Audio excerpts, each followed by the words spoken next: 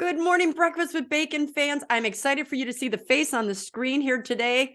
Tracey L. Moore, the purposeful poet, has been on my radio show before, but this time she's on my podcast. You get to see her beautiful face and you get to hear her beautiful soul. She has written a book. She's written several books, but the current book we are talking about is Keeping Christ in Christmas. So before I go on further, I want to say, Tracey, thank you so much for making time for the Breakfast with Bacon viewers. Well, Christine, thank you for having me on your show. It's a privilege and a pleasure indeed. I love this book, and you know I love this book. So I have two daughters. I raised them in the cultural way. For those of you that may have kids watching this, we're going to speak truthfully about that, about Santa. So just wanted to let you know. But I raised my children, was excited to have them sit on Santa's lap and go do all the things you do and get excited about, is Santa going to bring us presents and things? And I don't, in one sense, I didn't regret any of it. Never had a question, but I did always wonder how I could make that conversion to, it's really Jesus that's getting us these gifts. And so, you've written a book that helps us to keep Christ in Christmas. And really, Tracey, the premise is that we don't ever have to tell our children that, I'm struggling because I always wonder who's watching. But so about the reality of Santa Claus. We don't the have reality of Santa Claus. Yes. The reality of Santa Claus. Thank you. So can you tell us, why did you write this book in the first place? And then let's tell our viewers about, what they can find inside this book, because it is this very, very good book, very thin book, easy to read, very powerful.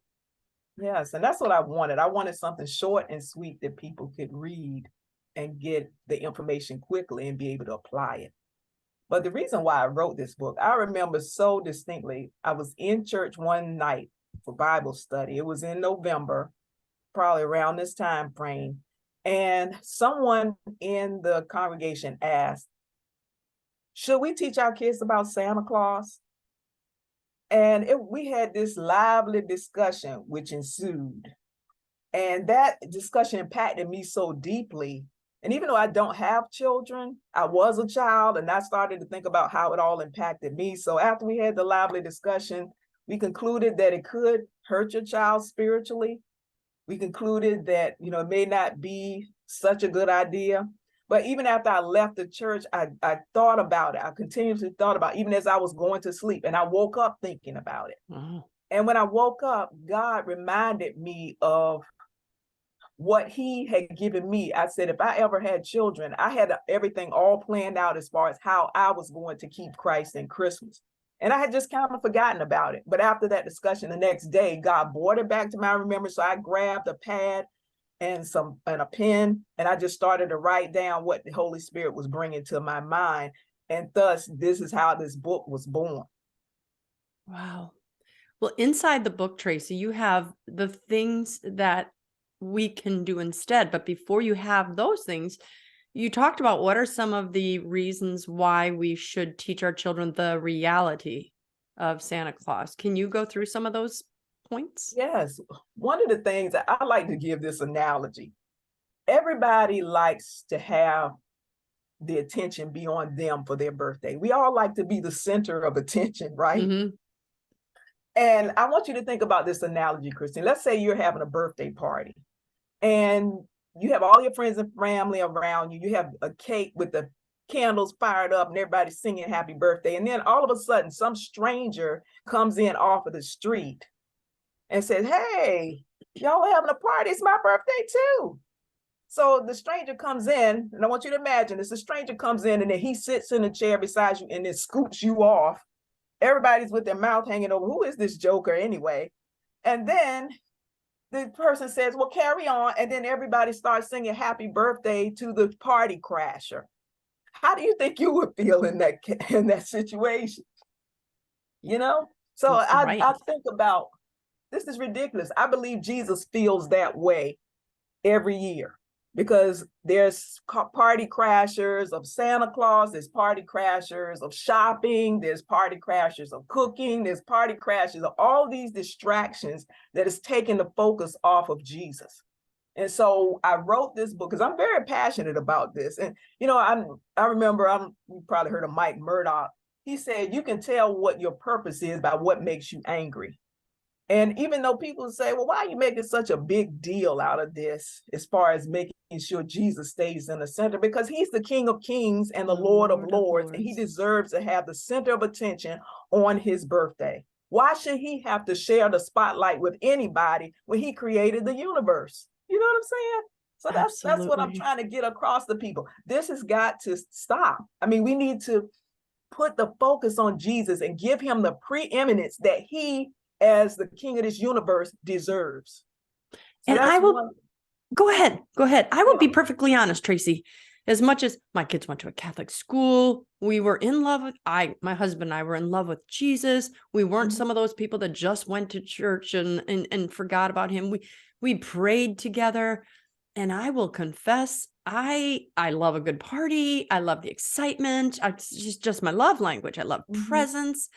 And so I'd be like, happy birthday, Jesus. But then my distraction would go back to, the meal, the presents, oh, did Santa Claus come? And I will tell you, that wasn't without, I don't want to say guilt in the beginning. It wasn't necessarily guilt, but as I matured, I was like, come on, guys, can we at least read, the nativity story? And the kids would never sit still, and you throw your hands up and you're like, whatever. And now that I have grandchildren, I'm kind of like with my daughter saying, can we just do it differently? But of course, they're doing what I did. They are teaching their kids about all the magic and the excitement. And so one of the reasons people said that they didn't want to lose this reality of Santa that we've been talking about is because they wanted the kids to experience the magic. But you had something to say about that. Yes. And when we choose Jesus as our gift giver, and that's basically where I'm coming from, we maintain the magic and the mysticism, and we are able to keep that excitement going with the principles and the tradition, the new tradition that I'm teaching in this book. I can understand why people don't want to lose the magic, because it's so great having the kids come downstairs and be so excited about what gifts they have received. They go to bed with, visions of, Barbies sugar plums dancing in their heads, right? Yeah. I can understand why people don't want to lose that, but that's why I wrote the book, because I feel like I'm giving a viable alternative to keep the magic, to keep the mystery going, and kids can still get excited, but keep Jesus in the center of it all. Because I believe kids don't care where their gifts come from. They just want the excitement. They just want to have that magic. So we can still provide that, but keep Jesus in the center. My friend Jessica has 3 children, and she has, from her very birth, she said, I am not going to teach them about that. I'm only going to teach them about Jesus. And they do still get excited. They do, that there is magic there. Maybe it's different, but it's still, what are you going to get and celebrate Jesus? And I admire that in her, because her kids are certainly not looking like they're deprived or anything. But did you address it all? Because I read this book, but I read it over a year or 2 ago, so I cannot remember. Right. Did you address when family members or things are trying to convince you to do otherwise? Because in her case, like several, the grandparents are trying to teach the kids about Santa while mom and dad are saying no. Well, I talk about in the book all of the different reasons why it's important to put Jesus at the forefront. And one of the things is it keeps the parents in a state of integrity. And this is the thing, and I want to share this with you. I don't want to forget this, but I heard of this statistic that says that 80% of kids who grow up in Christian homes and go to college, leave the nest, they abandon their faith. Is that not appalling? That's just not acceptable. That means 20% of the kids are holding on to the truth that they learn in their Christian home. And then the other 80% are going off on some other tangent. I said to myself, that is ridiculous. I said, Lord, why is that? So this is what I think it is. Number one, I feel like it's because they didn't have a personal relationship with Jesus before they left the home. And that's got to, just like when I used to teach children's church, I used to encourage these little 7-year-old, 10-year-old, get you a quiet time with God every day. I mean, even if you just wake up and say, good morning, God, thank you for waking me up. And then I would give them a scripture that they would need to try to memorize by the time they came back the next time. And then they would pray, Lord, help me to know how to use this scripture today. And that would be their little quiet time, but they connected with God on some level. So that's one of the reasons. I think the kids are not encouraged to have their own personal relationship with Jesus before they leave. The second thing is they don't have a personal testimony. And I encourage parents that, I know you can't tell everything that's going on in your household that you need prayer. Maybe you have a bill that needs to be paid. You don't need to share everything with your kids, but let's say you were trying to get a promotion or something. You and your children can sit around the kitchen table and hold hands and say, well, what other prayer needs do we have? I want a promotion at work. And maybe your kid would say, well, little Johnny down the street has RSV, this respiratory virus thing, and he needs healing. So whatever the prayer needs are, we sit around the table, hold hands, pray about it. And then we have a prayer journal that says, okay, this is what we prayed about on this day. On the other side of the page, we put on there what God did when what the answer was. The date. Then we have a documented record of what God did in that child's life. So when a kid gets to college, nobody can tell them there is no God or God is dead. I'm just like, the kid could say, I know, I've seen God move. I have a personal testimony. So that's the second thing. They need a personal testimony. They need a personal relationship with God. And they need parents. This is the third thing, that they need parents that will model God effectively. That means they need, parents are to love their children unconditionally. They're to teach their children that their behavior and who they are is two different things. They aren't to, condemn the children when they fail and then give them the cold shoulder until they feel like they want to come around. That's not how God treats us. Parents need to treat kids like God treats us. So in this book, I feel like all three of these things are taken care of to get children at a young age to have a spiritual foundation that will carry them through even after they leave the home. Just like having a personal relationship. When you and your children pray for the gifts that Jesus will bring, that's developing a relationship. When they get those gifts, there's a personal testimony they can give to their little friends and they can have a witnessing to. And then it helps the parents to model God because they're having integrity and honesty with their children, no deception, and they can be modeling God for their children. So that's what I feel like this book brings to the table. It will provide a good, firm foundation, or help to provide a good, firm foundation, among other things, especially, going to church and whatever the parents are teaching. But it's going to prepare them in life for a good relationship with Jesus at a young age. Yeah. You're laying the foundation early. And I think that's very important. It's huge. It's so funny. I'm smiling because for those of you that don't know Tracey L. Moore yet, she's a very logical, level-headed, calm person.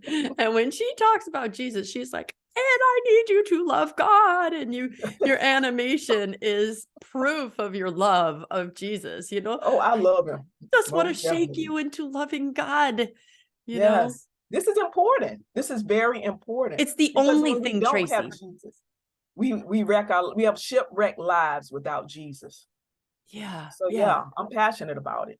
So one of the things you had told me too, which this wasn't a reality for me, when I found out about the reality of Santa Claus, I was bummed. I was like, Me too. But yeah, but I wasn't traumatized. And I heard you said some people were, and there came this point where they were going, well, wait, if you lied to me about that, what else are you lying to me about? And I had never considered that until you told me that or wrote that in the book. So did you come across several people or a lot of people, or what is your understanding of? I just read about some people, and I interviewed this one lady for my book who said that when her kids found out about the reality of Santa Claus, they were traumatized by it. And they were so angry with her about it.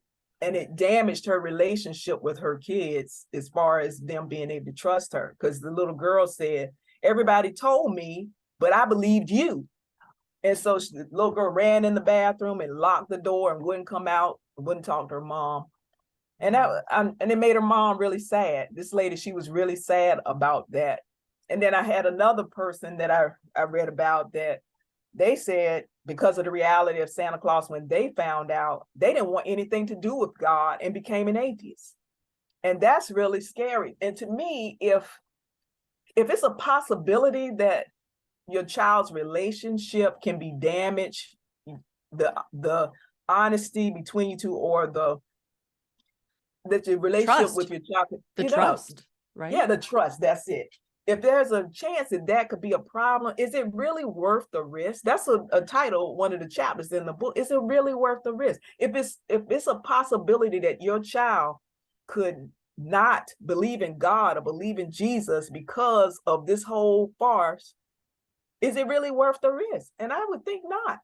I think we need to just take a look at that and make sure that we continue down the right path so that the relationship, the parental relationship with the kids and the relationship between Jesus and the kids can stay intact without any issues. And I agree. I agree.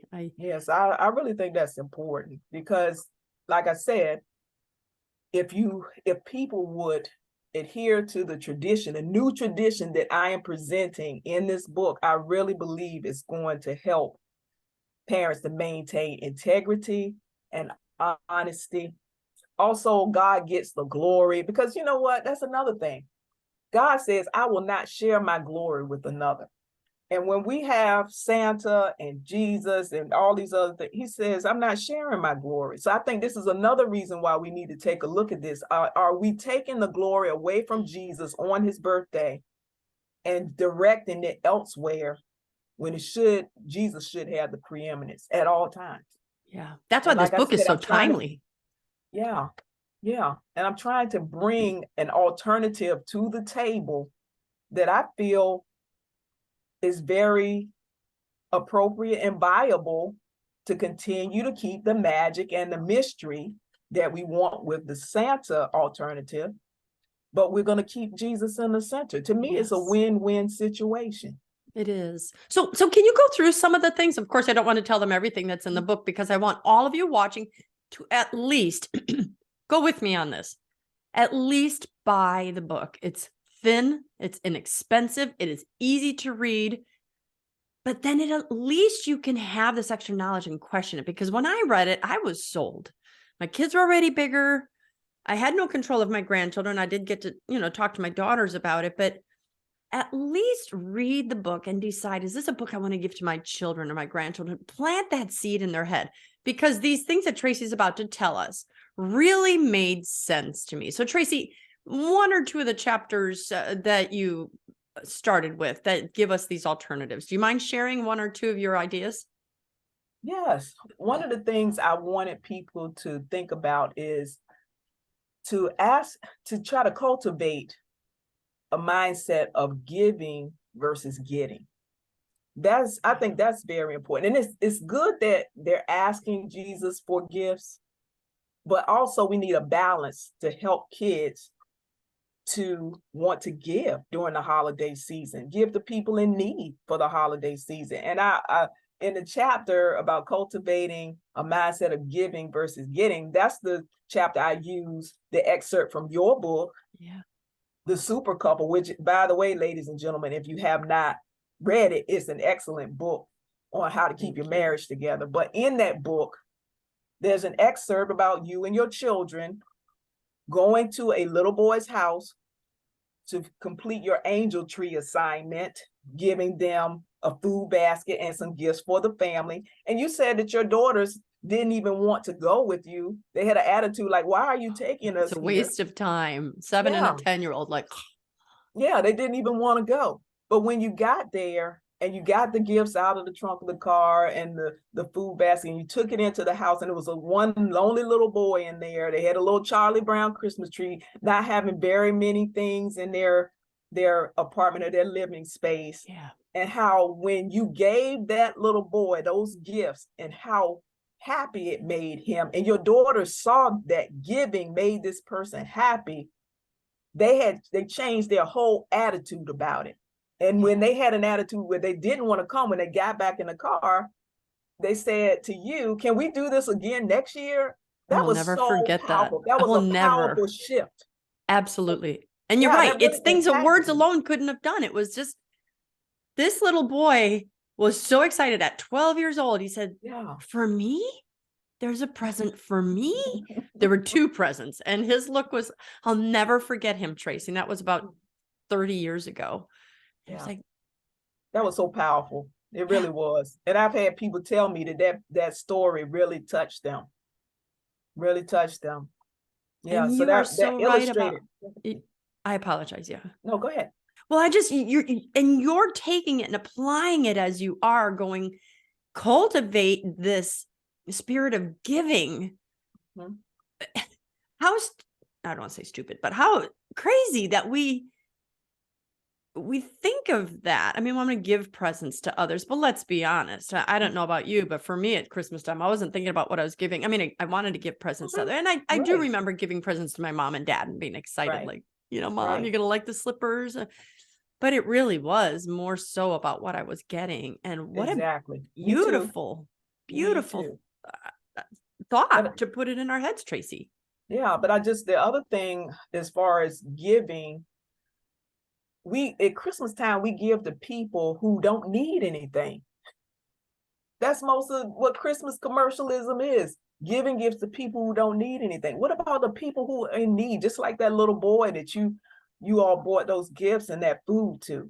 We need to think about those individuals, and we need to teach the children about it, because just like you said in that passage, that's what is called eudaimonic happiness. I hope I'm pronouncing it. You Eudaimonic did. happiness, where it's an other-centered happiness that comes from giving and helping other people. And we need to instill that in children at a young age.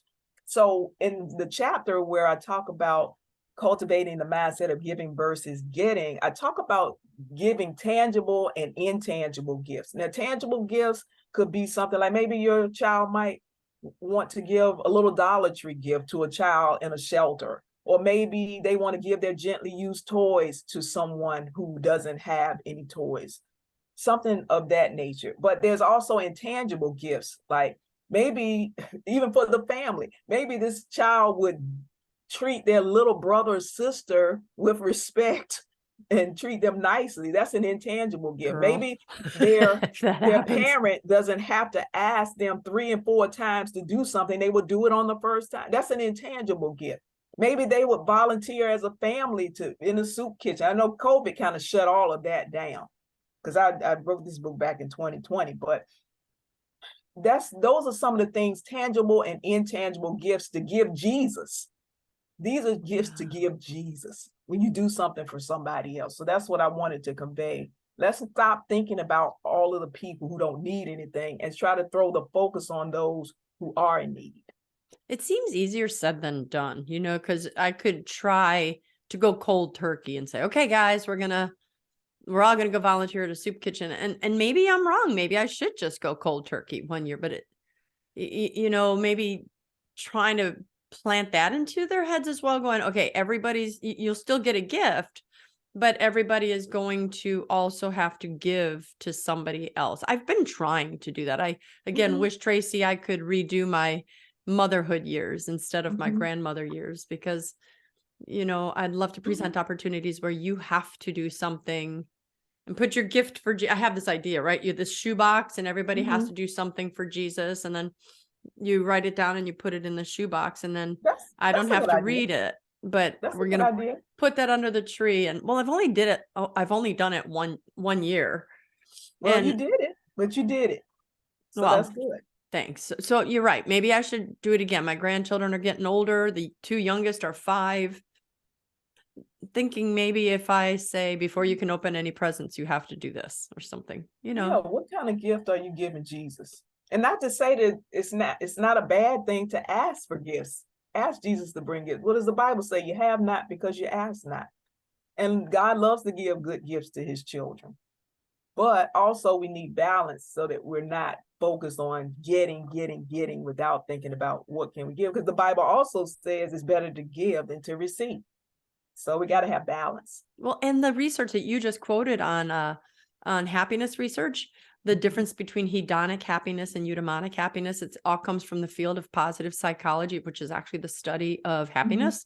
And that's actually true physiologically and secularly, as well as it's the Christian ideology, is when you give to someone, it actually has physiological responses in your body and your soul, the peace, the dropping of the cortisol, which is your stress hormone, the happiness that comes from it.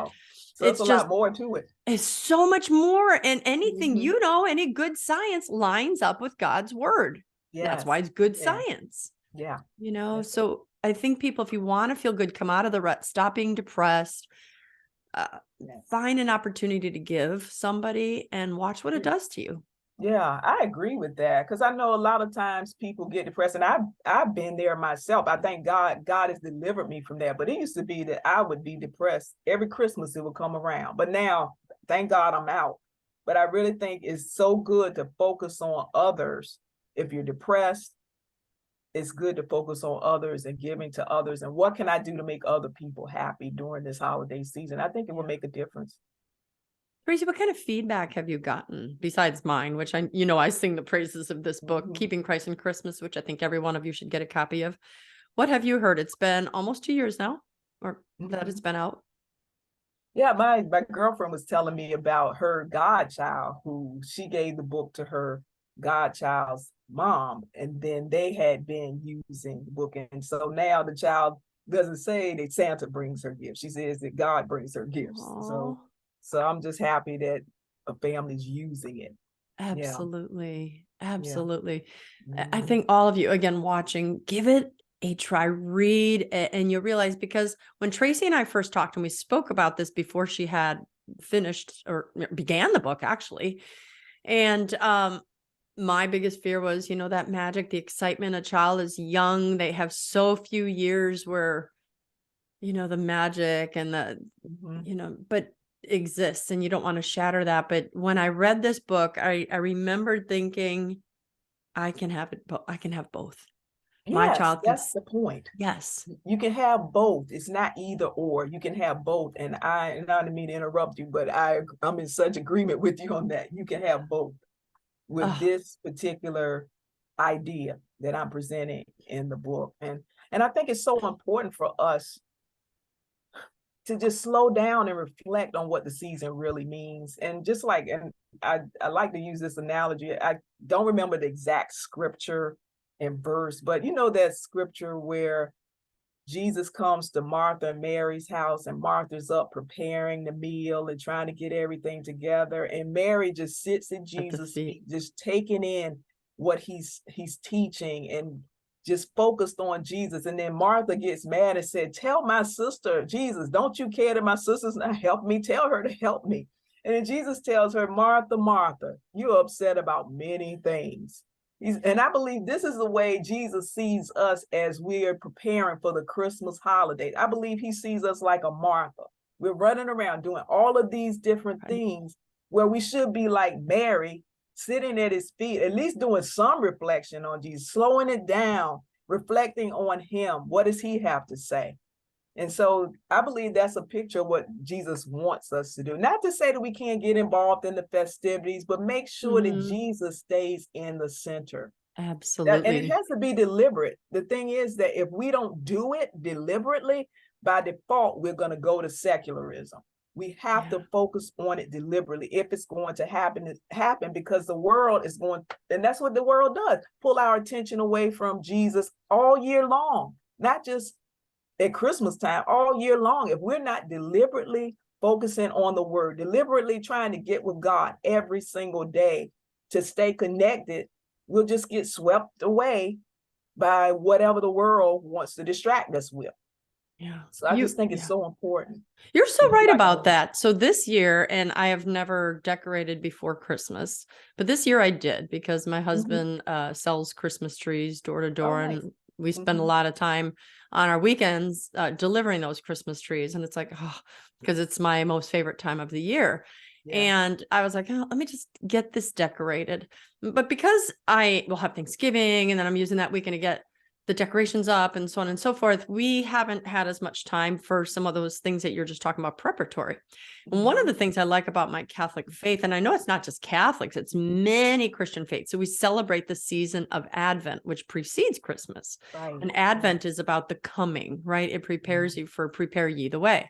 And the typical Advent wreath has got 4 candles. And you light a different candle each week and you read the Bible verses and so this year I was excited because my wreath is out. It is ready to go. The first Sunday of Advent is that's not great. this Sunday, but the next Sunday. And I'm like, yeah. And we are finally not going to be busied by quick running. So I thought, you know what, just moving things a little sooner. I thought, why not? The malls decorate for Christmas in April, so why can't Christine Bacon decorate for Christmas? And I asked my daughters, is it okay if I have Christmas decorations up for Thanksgiving? They're like, bring it on. I'm like, okay, cool. But like this, I have nativities in every room. I want, awesome. I don't have a lot of, if any, I have a pillow or two, but Santa stuff. I want the Oh Holy Night pillows. I want the nativities, the everything that says, oh, come, let us adore him. Oh, come, all you faithful. And and that's another thing. I think it's really important to just let Jesus permeate your household, even by the songs that you play in the house, because we can have Jingle Bell Rock, but what does that have to do with Jesus? How about if we had Silent Night? How about if we had God Rest Ye Merry Gentlemen? Oh, Holy Night, right? Yeah, Oh Holy Night, that focus on Jesus. That makes a difference. And then there's also books that you can get for your children that have a Christ-centered theme, a nativity theme in them. Also, there's movies or videos that you can rent that focus on. My favorite Christmas video is a Charlie Brown Christmas, because they speak about Jesus. I think it's so awesome how they're the only one that I know of. Every year this Christmas cartoon comes on, but they read the scriptures and talk about Jesus in the midst of it. I think it's awesome. And I always try to make a point to look at it. So we need to just make sure that we just have things in the household that's focusing on Jesus, pointing to Jesus, even if it's just a video or book or the music that we play. That's important as well. Tracey, that was one I don't really ever watch. And you just said that. I'm like, I didn't even think about that. I don't think I've seen a Charlie Brown Christmas since I was a little girl. And I think you're right, because what's sad is I'm always hitting up my thing, Alexa, play Christmas movies.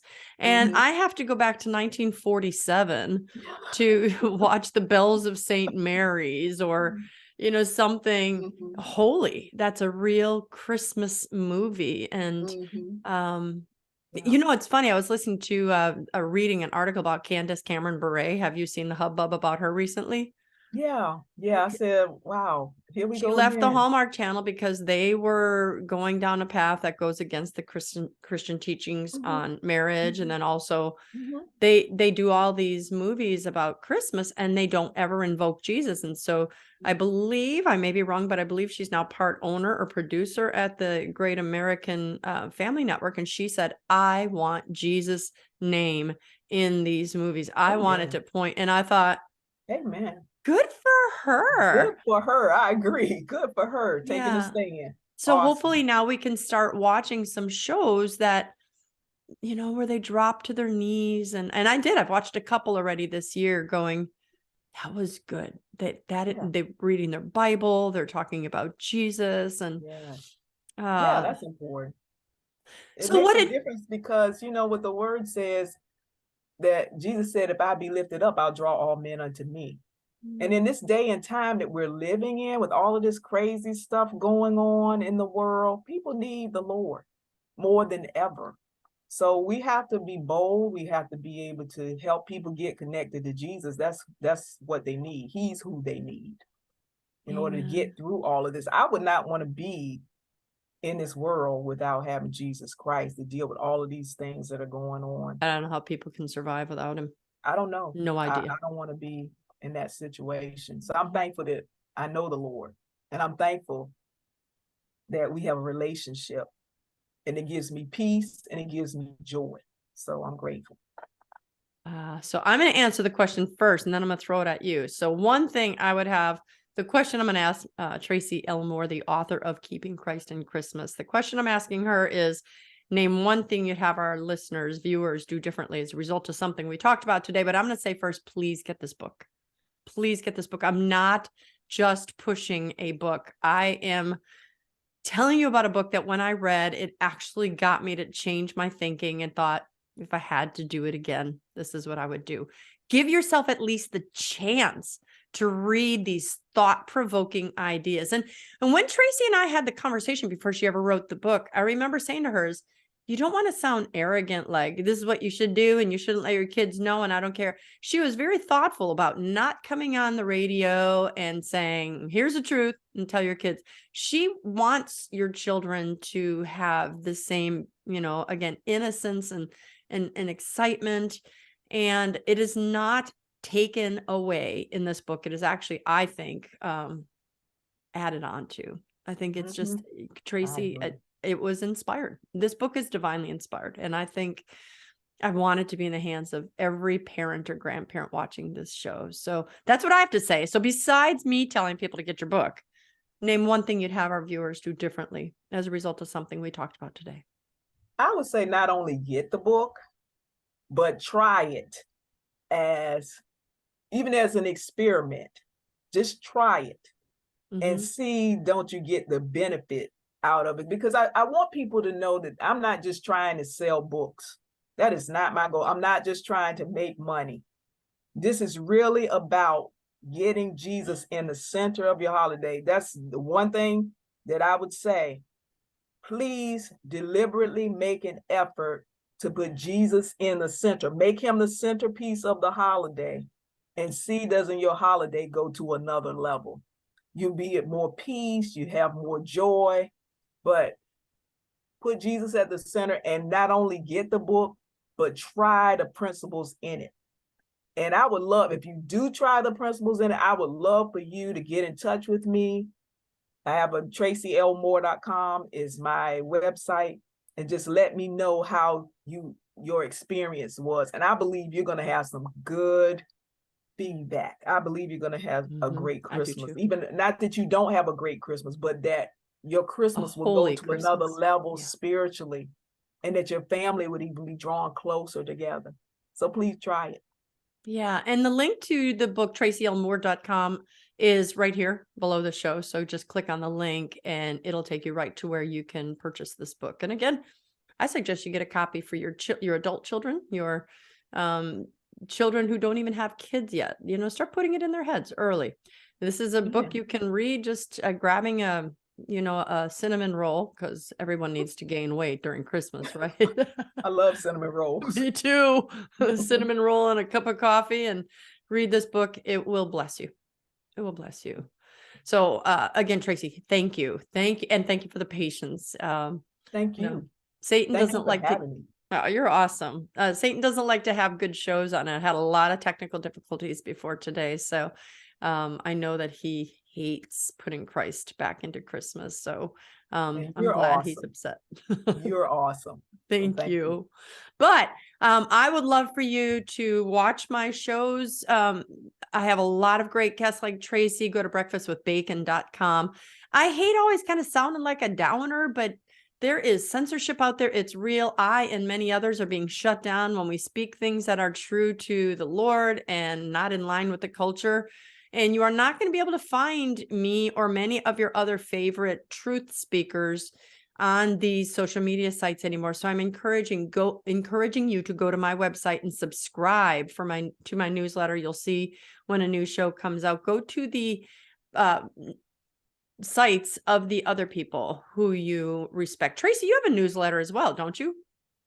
Yes, I'm on hiatus right now, but hopefully to start it up real soon. And TraceyLMoore.com. And that's what's really good, is you're not going to get spammed and get 6,000 emails from people, but go ahead and do that. Share the show. We can't count on social media people to share it for us. And again, get it where you think it needs to be. So in the hands of those with whom you think it needs to be. So Tracey, we're going to go off the air. Did I say everything I needed to say? I think I did. Like me on all my social media channels. Tracey, are you on any social media as well? Yes, I'm on Facebook. As Tracey L. Moore? Yes, and Twitter. And yes. Twitter. Okay. Yes. All right. So find Tracey L. Moore as a common name. That's why make sure you keep her middle initial in there.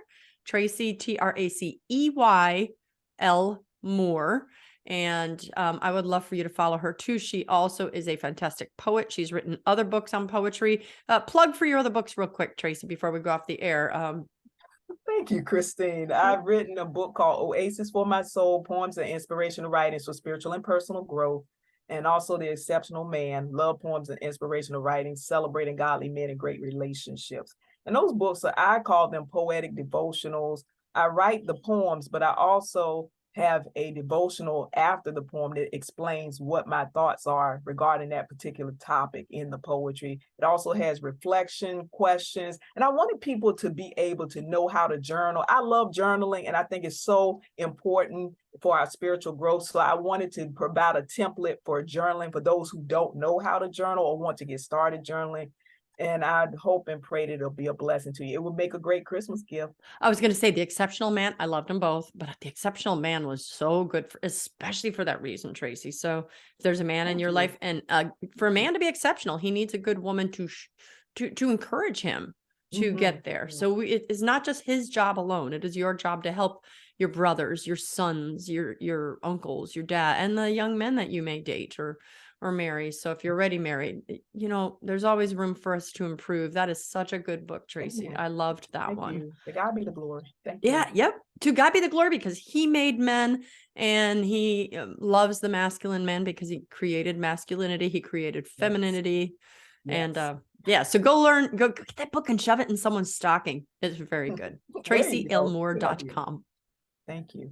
All right. So breakfastwithbacon.com for me, TraceyLMoore.com for Tracey. But the links are right below this show in case you forget or you're driving or something. So we know you'll find us. But until then, we've got to go off the air. And I want to remind all of you, I am Dr. Christine Bacon. You've been watching Breakfast with Bacon. And I want to remind you always to live your life sunny side up. Got it.